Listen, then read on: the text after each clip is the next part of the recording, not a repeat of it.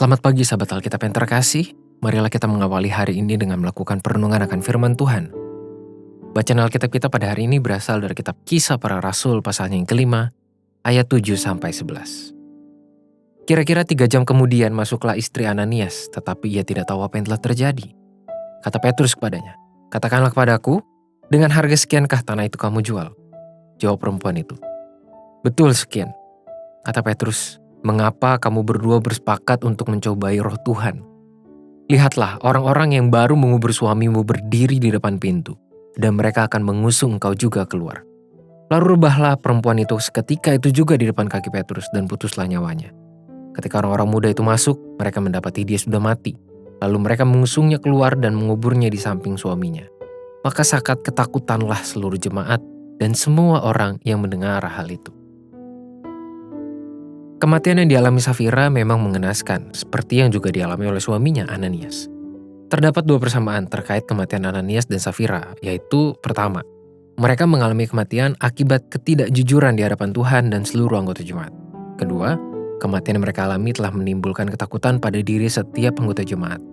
Lantas, mengapa kematian mereka berdua menjadi peristiwa penting yang mendapatkan perhatian khusus dalam catatan Kisah Para Rasul? Kita perlu memahami bahwa ketakutan yang dialami oleh seluruh jemaat yang menyaksikan dan mengetahui nasib Ananias dan Safira merupakan sebuah pengalaman yang baik dalam pertumbuhan iman mereka. Namun, apakah hal ini mengartikan iman yang baik semestinya bertumbuh dari sebuah ketakutan? Tentu tidak sesederhana demikian. Kita perlu meluruskan terlebih dahulu makna dari ketakutan yang dialami oleh para anggota jemaat.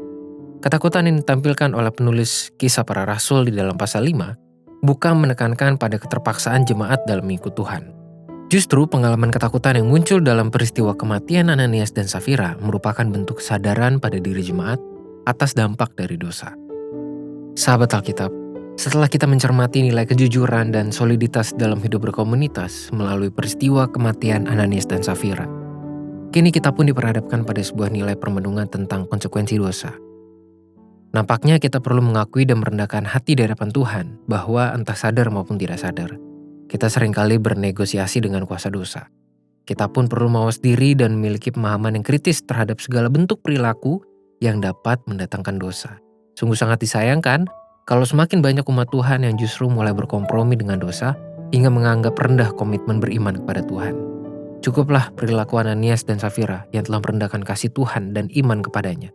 Biarlah ketakutan yang dialami oleh jemaat dalam peristiwa kematian Ananias dan Safira dapat menjadi pengingat bagi setiap kita terhadap pentingnya menjaga kualitas hidup yang sesuai dengan kehendak Tuhan dan tidak merendahkan nilai iman sebagai dasar relasi dengan Tuhan. Marilah kita berdoa. Tuhan, tolonglah kami untuk memiliki pemahaman dan kepekaan iman dalam menjaga diri kami terhadap segala perbuatan yang mendatangkan dosa di tengah relasi antara kami dengan Tuhan.